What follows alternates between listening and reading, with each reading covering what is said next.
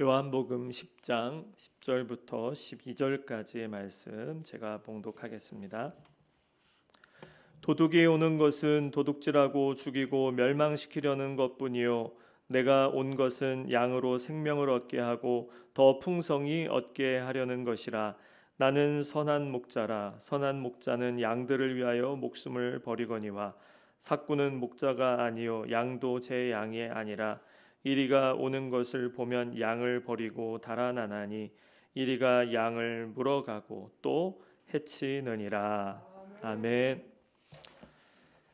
하나님 아버지, 오늘도 주님의 말씀을 듣기를 원합니다. 나에게 주시는 말씀, 또 우리 공동체에 주시는 말씀, 우리 모두가 듣게 해주시고, 또 말씀을 전한 저에게도 성령으로 충만케 하셔서 온전히 주님의 뜻을 증거할 수 있도록 기름 부어 주시옵소서. 예수님의 이름으로 기도합니다. 아멘. 네, 오늘 우리 주보 순서 맨 위에도 나와 있는 것처럼 오늘은 순교자 기념 주일입니다. 오늘 순교자 기념주, 우리 그동안 순교자 기념 주일에 대해서 언급을 좀 안 했었는데요. 올해는 순교자에 대한 이야기를 여러분과 함께 나누고 은혜 받기를 원합니다. 어떻게 보면 우리에게 복음이 이렇게 전파될 수 있었던, 전해 내려올 수 있었던 것은 순교자적 신앙을 가지고 복음에 헌신했던 사람들 때문에 우리가 이제껏 지금에 이르기까지 복음을 듣고 또 신앙생활을 하고 신앙생활의 본을 받으면서 살고 있는 것 같습니다. 특별히 우리에게 주신 신앙의 유산 중에 우리 성결교회 또 여러 순교자들이 많이 있었지만 문준경 전도사님이라는 귀한 선교사님이 우리에게 참 자랑스러운 선교사님, 우리의 전도사님으로 또 신앙의 선배로서 귀한 본을 보여주셨습니다. 오늘 말씀에도 11절에 보면은 나는 선한 목자라. 선한 목자는 양들을 위하여 목숨을 버리거니와 이렇게 말씀을 했습니다. 선한 목자, 예수님 선한 목자로서 양들 되는 우리 모든 인류를 위해서 목숨을 버리신 이 본을 보여주셨습니다. 이러한 예수님의 본을 따라 사신 우리 문준경 전도사님의 삶을 함께 살펴보면서 순교자적 신앙에 대해서 묵상하는 시간이 되기를 바랍니다. 먼저 순교의 원형이 되시는 우리의 목자 되시는 예수 그리스도를 우리가 묵상하기를 원하는데요. 오늘 본문에서도 나는 선한 목자다라고 말씀을 하셨습니다. 이 목자와 양의 관계는 하나님과 하나님의 백성들을 규정할 때 잘 쓰는 비유입니다. 그래서 이 양은 눈이 잘 보이지 않고 귀는 발달이 되어 있어요. 그래서 목자의 음성을 듣고 어디로 가야 될지, 또 지팡이와 막대기를 통해서 보호를 받고 인도를 받는 그러한 양들이지 않습니까? 그리고 혼자 넘어지면 뒤집어 엎어지면요 혼자 일어설 힘도 없어요. 또 벌레들이 뭐 이렇게 끼게 되면은 그 벌레들을 잡을 수 있는 능력도 없습니다. 그러니까 목자에게 온전히 의존할 수밖에 없는 동물이 바로 양들입니다. 그래서 하나님과 백성들을 목자와 양으로 비유한 것은 참 적절한 비유죠. 우리는 하나님 없이는 살 수 없는 존재들입니다. 하나님의 은혜 없이는 살 수 없고요. 하나님께서 우리에게 말씀하시는 우리를 향하신 그 목적을 우리가 깨닫지 못하고서는 우리는 제대로 살 수가 없습니다. 그래서 예수님은 나는 선한 목자다 그렇게 말씀을 하셨는데 우리는 예수님 없이는 구원받을 수가 없는 것이죠. 그러면서 예수님은 이 선한 목자에 대해서 설명하시면서요, 두 부류의 사람들을 대조적으로 설명하시면서 선한 목자의 의미를 더 강조하셨습니다. 자, 그 두 존재가 뭐냐? 첫 번째는요, 10절에 나오는 도둑입니다. 도둑. 자, 도둑은 어떠한 존재냐? 도둑이 오는 것은 도둑질하고 죽이고 멸망시키려는 것이다. 도둑이 왜 옵니까? 문제 해결해 주려 옵니까? 너무 잘 사니까. 이렇게 너무 잘 살면 안 된다. 좀 내가 좀 어느 정도 가져가 줄게. 그래야 네가 더 부지런해지고 겸손해지고. 여러분, 이런 목적으로 오는 게 아니잖아요. 도둑은요, 죽이고 빼앗고 멸망시키기 위해서 오는 겁니다. 그래서 이 도둑은요, 해치는 거예요. 다른 사람을 해치는 겁니다. 다른 사람의 것을 빼앗는 겁니다. 도둑은 또 외부에서 오는 것이고, 이게 사탄을 의미하는 것이죠. 또 하나의 존재는 바로 사꾼입니다. 사꾼.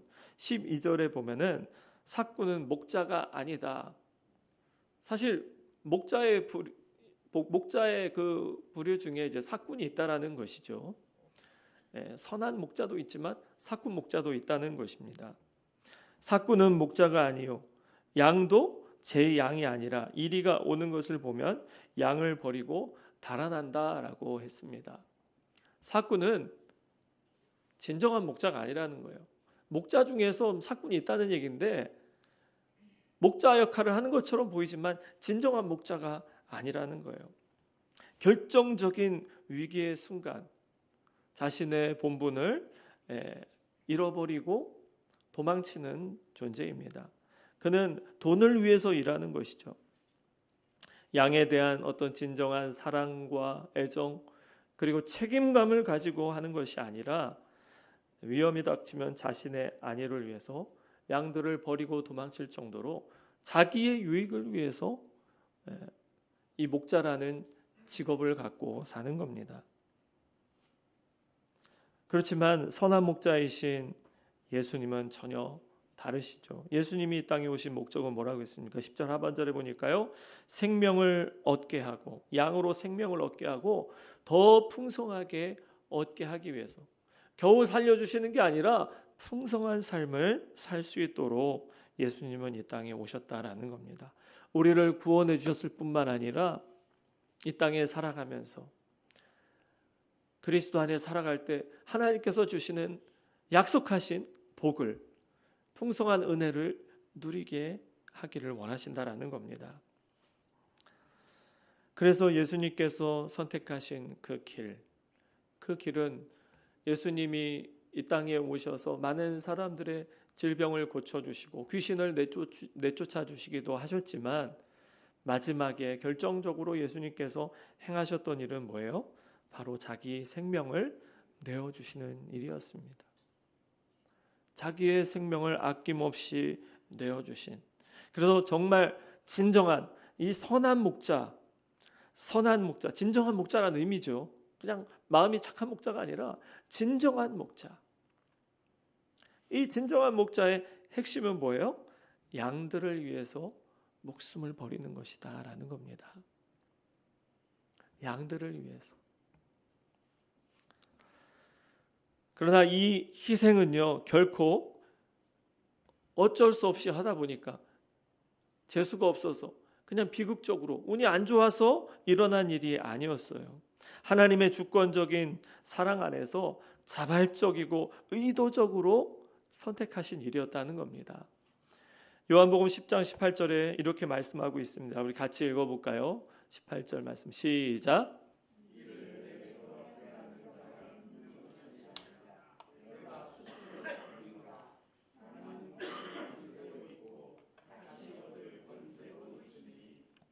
내 목숨은 빼앗는 자가 있는 것이 아니다. 내가 스스로 버리는 것이다. 스스로 선택하셨다.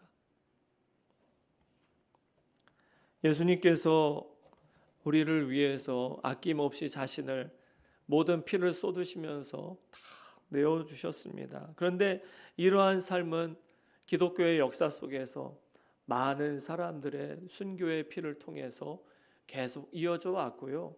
결국 우리에게 도달했습니다.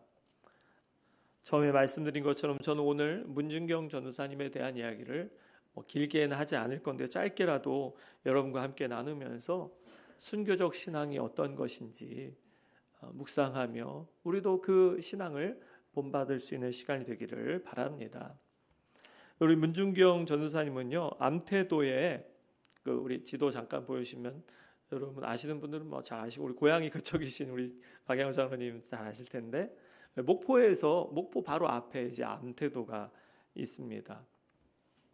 예, 그 중간에 있는 검은 이제 원의 암태도가 있고요. 그 위에 이제 증도가 있습니다. 암태도에서 태어나셨고 이제 증도에서 주로 이제 사역을 이제 감당하시다가 순교를 하셨는데요. 원래는 유복한 양반 가정에서 태어나셨다고 해요.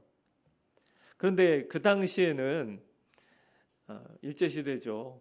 그 당시에는 여자라고 하면은 제대로 교육을 못 받았지 않습니까? 이 가정도 양반이지만 재력도 있지만 딸이니까 교육을 안 시킨 겁니다. 그래서 교육도 제대로 못 받은 상태에서 또 결혼은 일찍 보냈어요. 17살에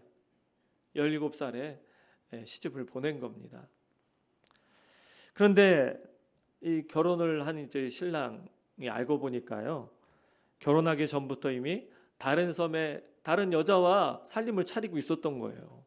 너무나도 참 불행한 삶이 시작이 된 겁니다. 첫날부터 남편에게 외면당한 아주 생과부로서 삶을 살아야 됐습니다. 여러분, 남편에게 버림받는다, 이게 옛날에 그 살았던 우리 할머니들 세대 입장에서는 정말 그 여인으로서는 모든 것을 다 잃어버린 것 아니겠습니까?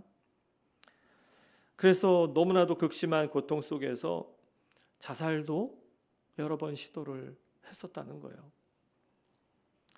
그렇지만 이 시아버지가 그래도 좀 어느 정도 불쌍하게 여겨주시고, 그리고 한글도 가르쳐 주시고, 그런데 그나마 의지할 바가 되었던 이 시아버지가 돌아가시면서 20년의 시집 생활을 마치고 오빠가 있는 목포로 이사를 오게 됐어요.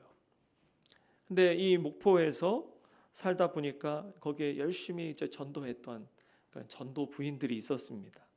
그 한 전도 부인의 복음을 전해 듣고 목포에 있는 한 교회를 출석하게 됐는데요.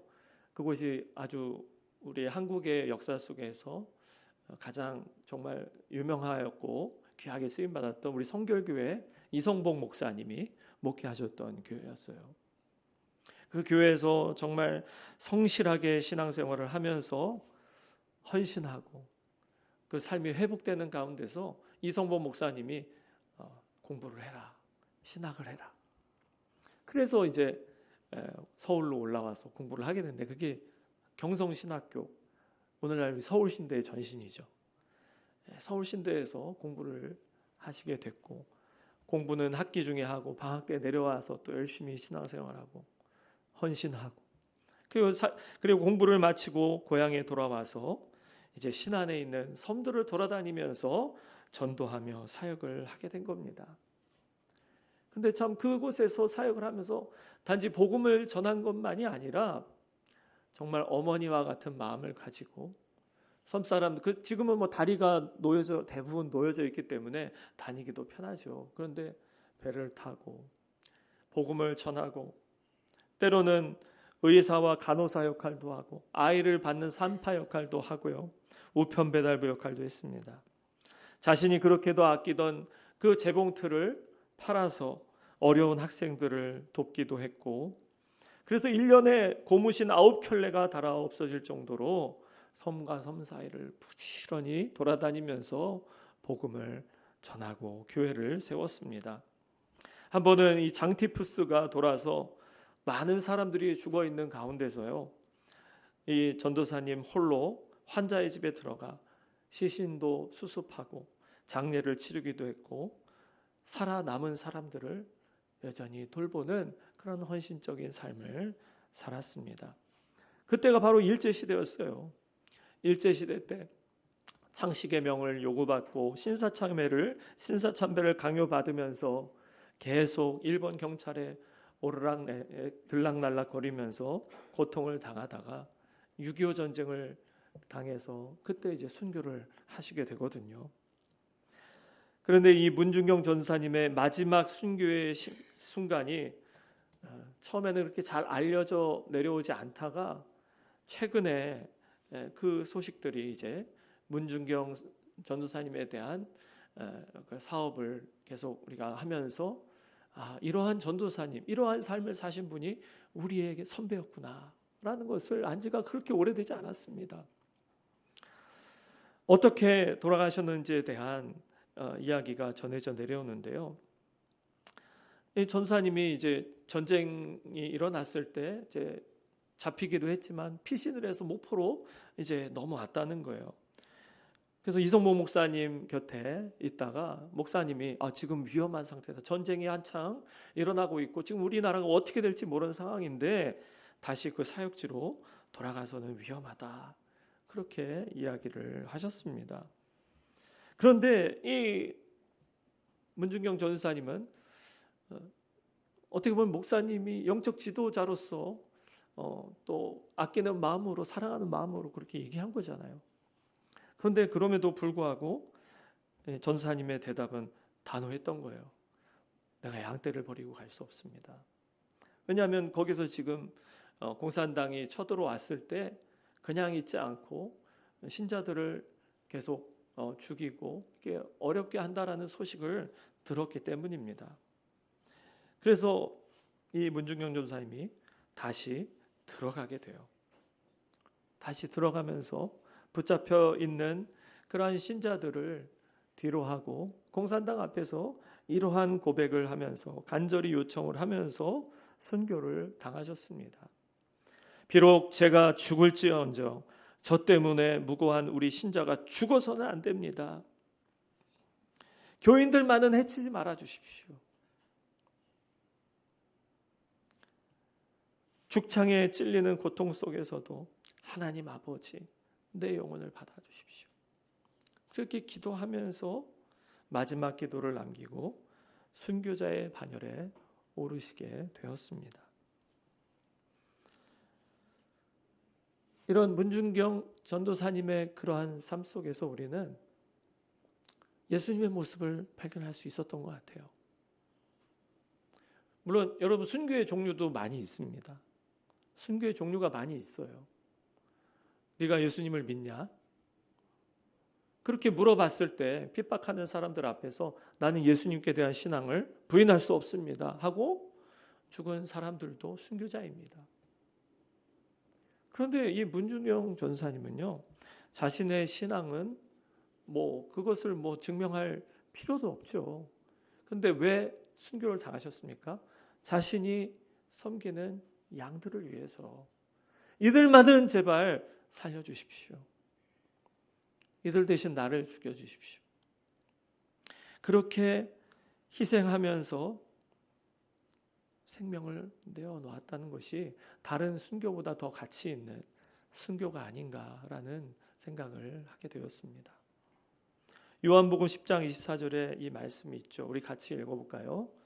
요한복음 10장 24절 시작.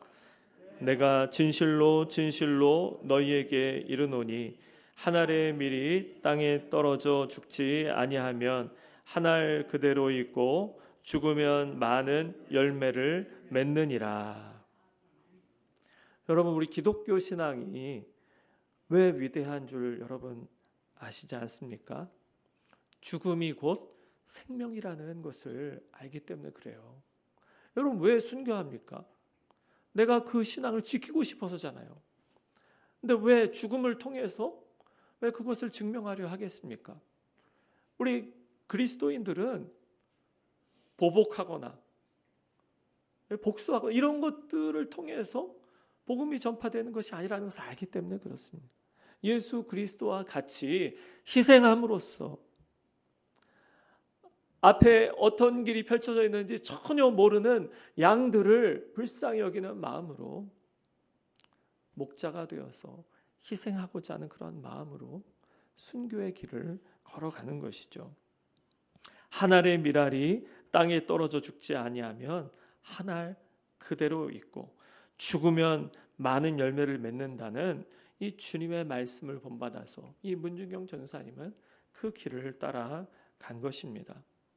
그래서 이 전도사님이 이러한 뭐 순교 이전에 그 헌신적인 그런 사역을 통해서 많은 교회를 세우고 많은 또 사람들에게 복음을 전함으로써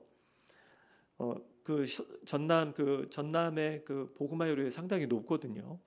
특히 또 그 신안군 섬 지역에 그 복음화율이 상당히 높습니다. 그래서 그 복음화율이 신안군에만 35% 정도가 된다는데, 이 증도, 전사님이 사역했던 이 증도는요, 주민의 90%가 크리스찬이라는 거예요. 우리나라에 그런 데가 있습니까, 여러분? 주민들의 90%, 그 섬 안에 사는, 여러분 섬에 사는 사람들이 신앙을 갖기가 참 쉽지 않잖아요. 제주도도 그렇고 일본도 그렇고. 근데 유독 이 신안군, 또 이 증도, 이 복음화율이 다른 곳과 비교할 수 없을 정도로 많은. 왜 그렇게 됐습니까? 바로 이러한 전사님과 같은 신앙에 헌신할 뿐만 아니라 순교의 신앙으로서 본을 보여주신 분이 있기 때문에, 한 알의 밀알이 땅에 떨어져 죽게 되었기 때문에 많은 열매를 맺게 된 것이죠. 여러분, 우리가 잘 아는 CCC 총재는 김중곤 목사님도 바로 문중경 전사님을 통해서 복음을 들었습니다. 또 우리 성결교회 총회장이시고 중앙성결교회 담임이셨던 이만식 목사님도 바로 여기 출신이시고요. 또 치유 상담을 감당하신 한국교회 귀한 역할을 하신 정태기 목사님도 문중경 전사님의 신앙 지도를 받고 성장했었습니다. 이렇게 많은 한국교회 훌륭한 지도자들이 문중경 전사님을 통해서 신앙을 훈련을 받고, 또 이 전도사님이 양육했던 제자들 중에 13명이나 순교자가 나왔다라는 것, 이 전도사님의 신앙과 헌신을 통해서 그 지역이 복음화되고 이 땅에 복음의 씨가 뿌려졌다는, 어떻게 보면 우리 방향 장로님도 그 씨의 그 열매가 아닐까라는 생각이 들 정도로 그 신안군 지역에서 이 복음화의 역사에 가장 중요한 역할을 감당했던 것이 바로 문중경 전도사님이요, 우리의 신앙의 성결교회의 훌륭한 선배라는 것을 여러분 자부심을 가지시기를 바랍니다. 여러분, 이 신앙을 우리가 물려받았어요.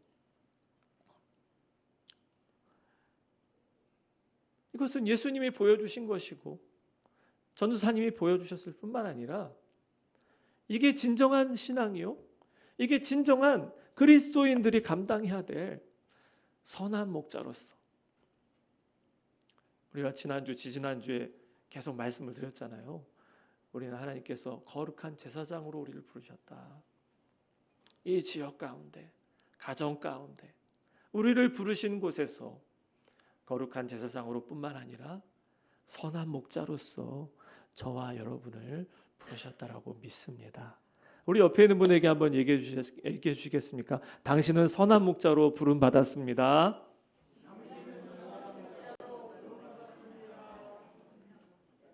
아멘. 여러분, 우리는요 주님을 닮아가기를 소망하잖아요. 그런 부르심에 있다고 우리 믿잖아요. 뭘 따르겠습니까? 뭘 닮아가겠습니까? 하나님께서 나에게 맡겨주신 영혼들을 위해서 나의 생명을 아낌없이 내어주겠다라는 그러한 사명감, 그것을 가지고 저와 여러분을 부르신 곳에서 이 문중경 선교사님과 같은 이러한 순교가 강요되지 않는 시대를 우리가 살아간다 할지라도 우리는 작은 순교를 매일 선택하며 살아갈 수가 있을 것입니다. 어떻게요? 나의 삶의 편안함을 잠시 내려놓고 우리 주변에 있는 지친 사람들의 손을 잡아주는 겁니다. 그리고 나의 시간을 쪼개어서 외롭게 살아가시는 분들의 곁에서 그분들의 이야기에 귀를 기울여주고. 여러분, 쉽지 않잖아요. 여러분, 이번에 명절, 이제 다음 주가 명절일 텐데요. 명절에 가서 우리 이웃들의 이야기에 귀를 기울여주고 부모님의 말씀에 귀를 기울여드리고 한 번, 두 번, 세 번 반복한다 할지라도 귀를 기울여주고 나의 물질을 우리의 주변에 있는 어려운 이웃들에게 나누어주는, 이 작은 실천 하나하나가 목자이신 주님께서 걸어가셨던 그 길을 따르는 선한 목자의 길이라는 것을 여러분 기억하시기를 바랍니다. 오늘 주님은 이 시대의 문준경 전도사님과 같은 작은 목자들을 찾으십니다. 저와 여러분 모두가 이 사명을 감당할 수 있기를 축복합니다. 이 시간 우리 같이 기도하고 싶습니다. 이 시간에 우리가 특별히 기도하실 때 혹시 여러분들이 목자로서 있는 여러분이 속해 있는 공동체 양들을 위해서 좀 기도하시면 좋겠어요. 우리의 자녀 손들이 될 수도 있고요. 내가 일하는 일터에서 또 우리가 사는 지역에서 내가 품고 있는 사람들이 있습니다. 그들을 위해서 우리 같이 기도하고 싶습니다. 그리고 하나님, 내가 그들을 위해서 나의 생명을, 나의 물질을, 나의 시간을 아낌없이 내어줄 수 있는, 헌신할 수 있는 진정한 목자로서 내가 그렇게 쓰임받을 수 있도록 기름 부어주십시오. 성령으로 충만케 해주십시오. 그렇게 우리 같이 기도하겠습니다. 하나님 아버지 감사합니다. 오늘 예수 그리스도의 희생과 헌신, 또 그 뒤를 이어 문준경 전사님이라는 귀한 우리 신앙의 어머니를 통해서 보여주신 그러한 헌신의 그 신앙, 순교의 신앙을 우리가 잠시 묵상을 했습니다. 하나님, 그가 뿌린 그 열매가 이 한국교회를 지탱하고 살렸고 또 우리의 신앙의 좋은 본이 되어서 우리가 그 신앙을 따를 수 있도록 우리의 마음을 활짝 열고 정말 우리가 큰 감동을 받고 그렇게 살고자 결단할 수 있는 믿음을 주신 것 감사합니다. 그분의 삶을 본받을 뿐만 아니라 예수 그리스도의 그 선한 목자 되신 그 삶을 우리가 본받아서 주님, 우리를 부르신 그곳에서 주님, 갈 바를 알지 못하고 방황하고 뒤집혀 있고 넘어져 있고 병들어 있는 양떼와 같은 우리의 이웃들, 우리의 공동체에 속한 연약한 사람들, 불쌍히 여김을 받고 그래서 소외되어서 돌봄이 필요한 사람들, 그들을 향하여서 우리가 주님의 마음을 품고 목자의 마음을 가지고 나아갈 수 있게 해 주시옵소서. 주님, 우리의 기도가 필요한 사람들이 얼마나 많은지요. 주님, 우리의 돌봄과 우리의 사랑이 필요한 사람들이 주님 우리를 기다리고 있는 줄로 믿습니다. 더 우리가 더 가까이 나아가게 해 주옵소서. 우리 전사님과 같이 주님 자발적으로 스스로 우리가 찾아가서 주님 방황하고 또한 죽음의 위협 속에 놓여져 있는 이 땅의 백성들을 향하여서 복음을 들고 담대하게 나아가는 우리 모두가 되도록, 우리 한샘교회 모든 성도들이 되도록 인도해 주시옵소서. 예수님의 이름으로 기도합니다. 아멘.